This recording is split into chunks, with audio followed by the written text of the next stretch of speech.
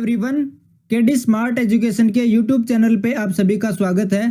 12th class के exam complete होते ही बहुत सारे स्टूडेंट्स के सामने सबसे बड़ा क्वेश्चन ये होता है कि ग्रेजुएशन कौन से इंस्टीट्यूट से की जाए और कौन से कोर्स को चूज किया जाए। बहुत सारे स्टूडेंट्स फॉरेन लैंग्वेज को स्टडी करने में इंटरेस्टेड होते हैं, तो आज इस वीडियो में हम फॉरेन लैंग्वेज की टॉप इंस्टीट्यूट JNU के बारे में डिस्कस करेंगे और उसके साथ ही डिस्कस करेंगे आप JNU में कौन कौन सी लैंग्वेज से BA कर सकते हो। जवाहरलाल नेहरू यूनिवर्सिटी में एडमिशन JNU एंट्रेंस एग्जामिनेशन के थ्रू होता है।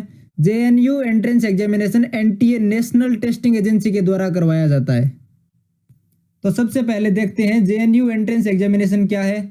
JNU एंट्रेंस एग्जामिनेशन एक ऑल इंडिया टेस्ट है जिसके थ्रू JNU के बहुत सारे कोर्सेज में आप एडमिशन ले सकते हो। इस टेस्ट में आप under graduation, post graduation and research programs के लिए अप्लाई कर सकते हो। अगर फॉरेन लैंग्वेज की बात करें तो JNU में टोटल 10 फॉरेन लैंग्वेज की स्टडी करवाई जाती है। अप्लाई करते समय हर एक एप्लीकेंट 10 लैंग्वेज में से 3 लैंग्वेज को चूज कर सकता है। JNU एंट्रेंस एग्जामिनेशन 2020 की लास्ट डेट है 31 मई 2020। नेक्स्ट देखते हैं JNU एंट्रेंस एग्जामिनेशन के लिए अप्लाई करते समय मिनिमम एलिजिबिलिटीज क्या है। अगर एजुकेशनल क्वालिफिकेशन की बात करें तो 12th स्टैंडर्ड या फिर उसके इक्विवेलेंट एग्जाम में 45% की मिनिमम रिक्वायरमेंट है और मिनिमम एज है 17 ईयर्स। ये 17 ईयर्स ओनली UG प्रोग्राम्स के लिए ही है। PG program and research programs के लिए मिनिमम एज की कोई लिमिट नहीं है। जवाहरलाल नेहरू यूनिवर्सिटी के अंदर जो 10 फॉरेन लैंग्वेज हैं उनको 3 क्लस्टर्स में डिवाइड किया जा सकता है। पहले क्लस्टर में 4 लैंग्वेजेज इंक्लूडेड हैं। पहली लैंग्वेज है स्पेनिश जो स्पेन में बोली जाती है। स्पेनिश लैंग्वेज के लिए टोटल सीट्स अवेलेबल हैं 39। सेकेंड लैंग्वेज है फ्रेंच जो फ्रांस में बोली जाती है। फ्रेंच लैंग्वेज के लिए टोटल सीट्स हैं 48। फिर उसके बाद में है German language. German language Germany में बोली जाती है और जर्मन लैंग्वेज के लिए टोटल सीट्स हैं 48। फर्स्ट क्लस्टर की 4th लैंग्वेज है रशियन जो रशिया में बोली जाती है। रशियन लैंग्वेज के लिए टोटल सीट्स हैं 68। सेकेंड क्लस्टर में 3 लैंग्वेजेज इंक्लूड की गई हैं। पहली लैंग्वेज है चाइनीज जो चाइना में बोली जाती है। चाइनीज लैंग्वेज के लिए टोटल सीट्स हैं 44। फिर उसके बाद में है कोरियन लैंग्वेज जो north Korea and south Korea में बोली जाती है। कोरियन लैंग्वेज के लिए टोटल सीट्स हैं 39। सेकेंड क्लस्टर की 3rd लैंग्वेज है जापानीज लैंग्वेज जो जापान में बोली जाती है। जापानीज लैंग्वेज के लिए टोटल सीट्स हैं 48।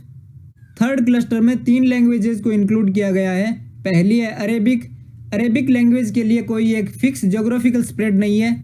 बहुत सारी कंट्रीज में अरेबिक लैंग्वेज बोली जाती है including Iraq, Iran, Syria, Oman etcetera.